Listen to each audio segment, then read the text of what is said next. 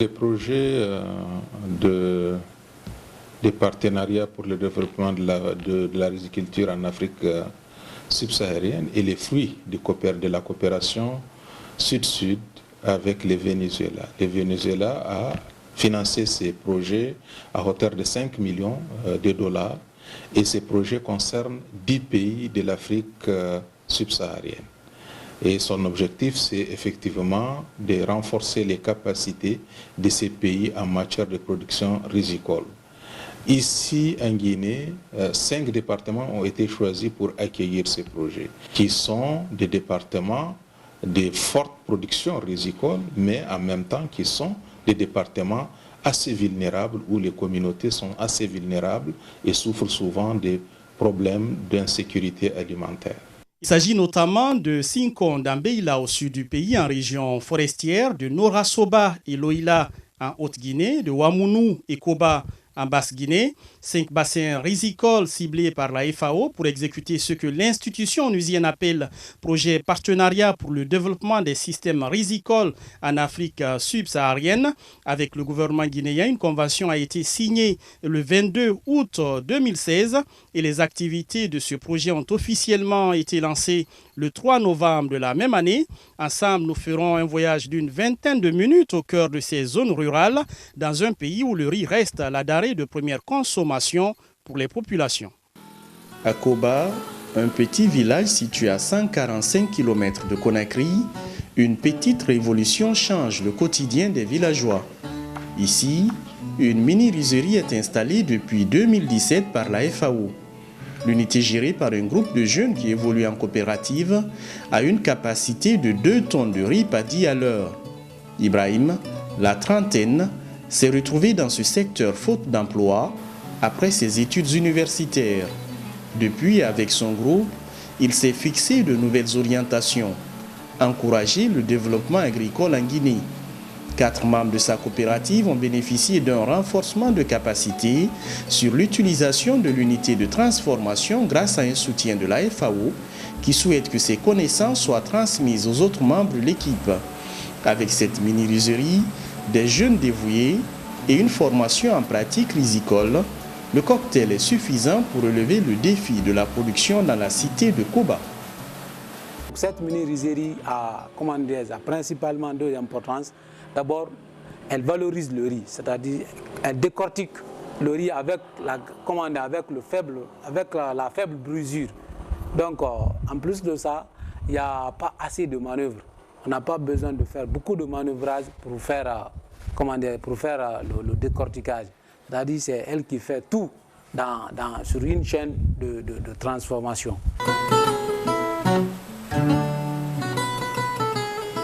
À Koba, l'installation de la mini-rizerie a été un facteur attractif pour d'autres activités. Une synergie s'est créée entre différents projets agricoles évoluant dans la zone. Conséquence, l'installation d'un complexe agricole. On compte désormais à Koba un magasin de stockage, une aire de séchage et un abri de tuvage venu se greffer à la mini-rizerie. Une véritable chaîne de transformation pour le développement de la riziculture dans la zone. Ici, comme dans tout le pays, l'enjeu pour les petits producteurs, c'est aussi la qualité. Il faut faire face à la concurrence du riz importé et dans cette mini-rizerie, le défi de la propriété, l'homogénéité des grains, la facilité de cuisson et du goût semblent relever. En 3 campagnes, la production de ce groupe de jeunes a plus que triplé, passant de 6 tonnes de paddy par an à plus de 20 tonnes. Dans ce village, 90 ménages sont aussi touchés par ce programme de la FAO. Ibrahim travaille souvent avec ce groupe de femmes que l'Organisation des Nations Unies pour l'alimentation et l'agriculture aide à se prendre en charge. Aujourd'hui, elles sont toutes initiées aux techniques d'étuvage du riz.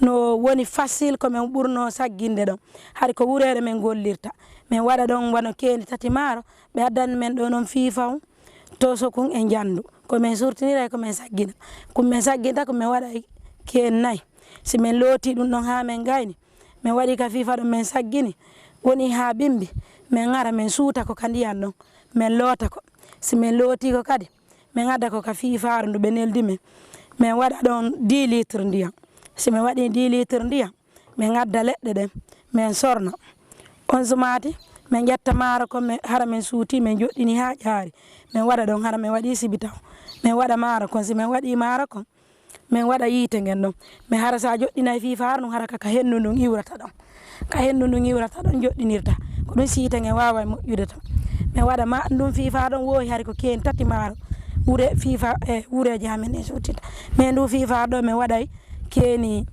jeɗɗi ton et puis kadi ñaamugol leɗɗe harayno men gollirayno leɗɗe noon ɗum ɗon kadi ɗuytanike men e fii golle leɗɗe ɗen si minen wawno gollirde wona dolle ɗiɗi ndu fiifar ɗo ko dongal gotal men gollirta et puis kadi sa surtini maaro ko haray ko ɗuman ko norgal ngal ƴawata ndiyan ɗan no ley hewtata ndiyan ɗan hewtata maaro ko norgal ngal ƴawata surtina maaro ko dans 30 minutes haray ɗum ɗon surti. Nous sommes à Wamounou, un autre bassin agricole concerné par le projet Partenariat pour le développement des systèmes rizicoles durables en Afrique subsaharienne. Ici, 60 ménages sont concernés par ce programme. Dans ce village cosmopolite de 2125 âmes, l'activité principale reste l'agriculture. Karamoko dirige depuis une dizaine d'années l'Union des riziculteurs de Dabonéné, une organisation de 12 groupements qui évolue sur un périmètre de 2416 hectares. Pour la campagne 2017, l'Union a reçu de la FAO un kit de 4 tonnes de semences de riz, 3 tonnes d'engrais urée et 6 tonnes d'engrais NPK. L'appui a considérablement amélioré les rendements de l'organisation.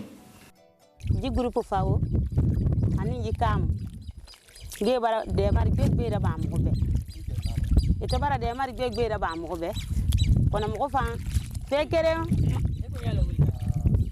mantor li na muguma mantor li kere na muguma na mantor li na kan langa mo fan kai kirama baye fa male na kan na male fay nan na tanna anyagu alofi atan afurimuna anene muna yanyin logo ina ka to da ina yo yanyin logo ina ka to na yo.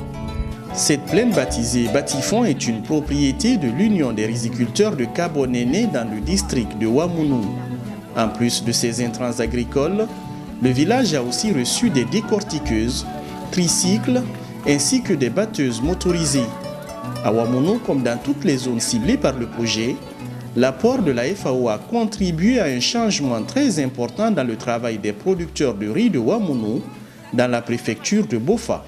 Vous savez, le petit producteur travaillait avec la main, travaillait avec les outils traditionnels, la bêche, la daba, la serpette, et battre le riz avec la main dans la plaine, transporter sur la tête, c'est vraiment c'est pénible. C'est pénible. On a tellement demandé, ça a été l'une de nos préoccupations. Mais avec la FAO aujourd'hui nous a soulagés parce qu'aujourd'hui on ne va plus battre le riz avec la main. On ne va plus battre le riz avec... C'est un travail vraiment pénible, très mesquin parce qu'il faut payer la main d'œuvre pour le battage. Il faut payer la main d'œuvre cher pour le battage. Ce n'est pas tout le monde même qui accepte ça. Parce que quand tu as plus de 100 bottes, 200 bottes, 300 bottes, battre ça avec la main, c'est pas facile. Ani moto ta ka wangra budo kilen sa manya naka no keula bon ou bien ni men ka sesoro o di budo flat sang ko ke engrais ko ke budo itar kilena mais ibrahim lo soro do nyama ida ne budo tan kilen donc dominu na da wuluka amgo bi worota ka banka engrais budo saba ta ko la hectare kilen ka ko dama mo le 6 kilo bi ron fla wole di dama bon anu fe ko dama annuye un sac kilo keme bodo annuye wule foina engrais hectare kilena mais ino kilo bi ron wula menda maawde alani engrais la puissance ma woka na sibo malo la danane du ka bodo bisa basono du ka bodo mu wansono du ka bodo mu wan lolu sono dugu ye nyogonye diado nyamma ani mugo ila compétence nyogonye senekedo nyamma mugo ka nyogon dante mais il faut ko ni mamugo la fcha amugo de ka ambe demain nya chukelema donc au bouloma ko ni mra ka ma sutra badi. La formation de 25 producteurs sur les bonnes pratiques rizicoles porte fruit. Au total, 28 tonnes de semences, 40 tonnes d'engrais NPK et 20 tonnes d'urée sont fournies à 2000 petits agriculteurs guinéens. 16 décortiqueuses sont mises à la disposition des transformateurs, ce qui a contribué à la création d'emplois pour de nombreux jeunes de la localité. Après une formation en technique de décortiquage du riz avec 15 autres opérateurs, Oumar gère l'unité de décortiquage installée à Loïla dans la préfecture de Beila par la FAO. Depuis, cet atelier est devenu une véritable source de revenus pour ce jeune et son groupe. Ni anga kene bora sokoma dala ngodina bara fenni malo yena la malo boro flani saba udina ha ane la jiaben ko telemenon dona la le ha boro tan wani boro sula wa bisaba tasa wata ni gadal priera awule ka ke anga ke watani ndesino tasa wa segin. Ces femmes de Loïla font partie du groupe des 32 formés par la FAO en technique de tuvage du riz. Les cours théoriques et pratiques leur ont permis d'avoir un métier, devenu progressivement l'activité principale pour la plupart d'entre elles. À Norasoba, dans la préfecture de Sigiri, 90 ménages sont touchés par le programme. 100 à Sinkon dans la préfecture de Beila en région forestière. Ici, comme dans toutes les zones concernées par ce projet, plusieurs disent pouvoir se prendre en charge après ce contact avec la FAO, comme le témoignent ces dames du groupement d'Inkelema de Sinko dans la préfecture de Beila.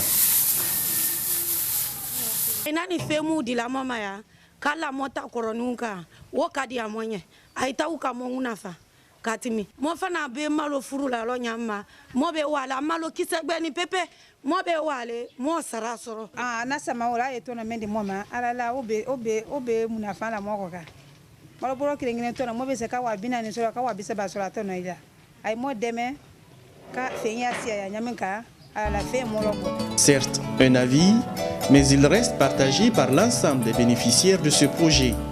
Pendant que la représentation de la FAO annonce la dissémination des résultats de cette opération pilote dans plusieurs zones du pays. Objectif, lutter contre la faim et la malnutrition dans un pays en route vers l'autosuffisance alimentaire. Un défi de taille pour les autorités publiques que le coordinateur national du projet semble bien mesurer. L'accompagnement de l'Organisation des Nations Unies pour l'alimentation et l'agriculture reste un grand atout dans cette campagne. Effectivement, la FAO est de la dynamique d'accompagner la République de Guinée en matière de développement de la riziculture pour que nous puissions atteindre notre autosuffisance en riz. C'est une vision qui peut être atteinte en moins de 2 ans si la volonté politique est là, mais si les hommes aussi s'y mettent dans le travail, c'est possible. Puisque nous sommes dans une coalition qu'on appelle la Coalition africaine pour le développement de la riziculture, qui regroupe 23 pays membres. Les partenaires de l'Afrique comptent sur la Guinée pour pouvoir nourrir toute l'Afrique de l'Ouest en riz. Et c'est ce que le président même a rappelé le 16 octobre dernier, qui ne veut pas seulement qu'on atteigne l'autosuffisance en riz, mais plutôt qu'on se constitue en grenier de l'Afrique de l'Ouest. Une vision soutenue par la FAO qui a touché durant ce projet 400 ménages guinéens. Selon l'institution onusienne, 2000 personnes vulnérables sont concernées par cette opération pilote qui va s'étendre à plusieurs autres bassins rizicoles du pays, selon l'Organisation des Nations Unies pour l'alimentation et l'agriculture.